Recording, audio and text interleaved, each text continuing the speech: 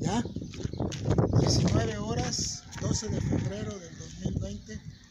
Mañana es la segunda fecha de mi calendario de 25 días y está el cielo color fuchsia al este, un poco rojo al norte y un poco allá, pues un poquito, pero no nada. Lo principal es acá, entonces son lluvias. Yo pienso que son lluvias, pero de aquí a mañana o un sismo. Eso es todo, gracias.